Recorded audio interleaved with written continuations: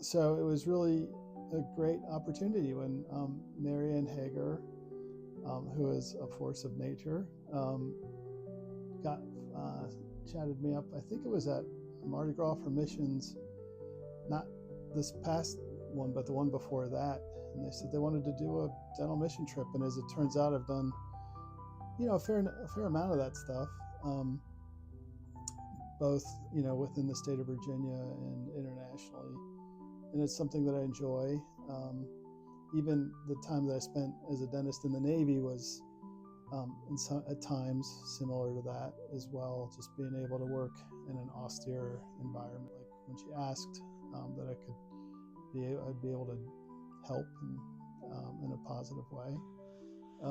And so it really, so I went into it that way. Now I will say, I've never actually planned a trip quite like this, relatively small trip, and then just the differences are when you're traveling to like Haiti or Honduras or something like that, you have limited supply, so you just take a limited amount of things and you just use that. But here, we're in Virginia, so we could take as much as we wanted, which is great. Really, we had to basically recreate this office and bring it all the way to Hurley. Really, I looked up Board of Dentistry regulations because ultimately, they're for free clinics like this. I think the regulations are probably a little more relaxed, but at the end of the day, all the basics still count. HIPAA, OSHA, all the things that help keep volunteers safe and patients safe.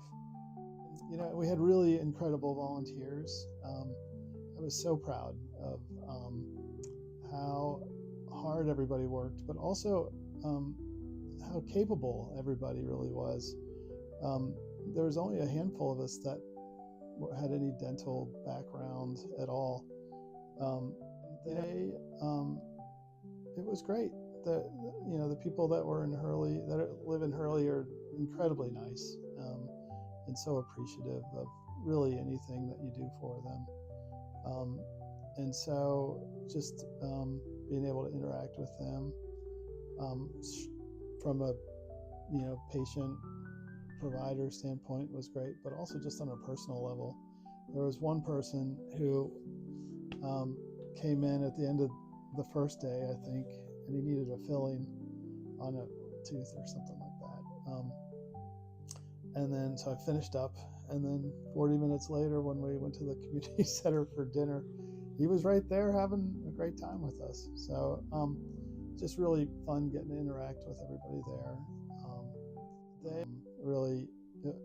It's a lot of work leading up to the trip, but then when you're there, it's like even more because it just kind of everything's coming pretty fast.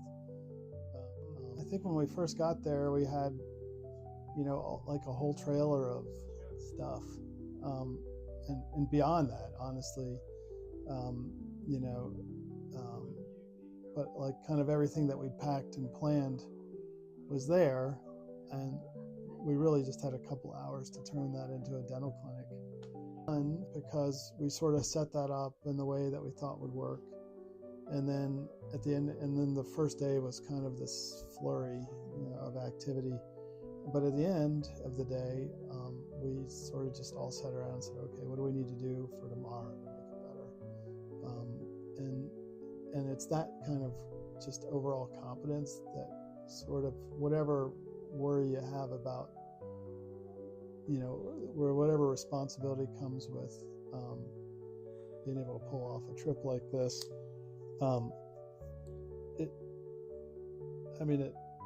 when you have people around like that are that competent, you don't worry too. Well, I've always thought St. James is at its best, in a lot of different facets, but one of those is our outreach, is our mission work that we do. it's something that I enjoy, but I enjoy watching other people grow and learn and develop new skills and confidence, things like that. I mean, these mission trips they're really great outreach, and we give a nice service to the people that we visit, but it's easy to maybe not to prioritize the fact that we get a ton out of it too. And so there's really a lot of interpersonal growth. I've seen, fathers and sons kind of be able to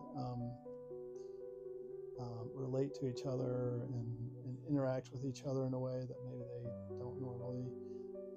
I've seen newlyweds go on trips like this, and that's always a lot of fun to see because they're out of their comfort zone. I think it'll be interesting to see what we do next year. So I've certainly some lessons learned from this trip, and whether it's in Hurley or somewhere else, excited to be part of St. James.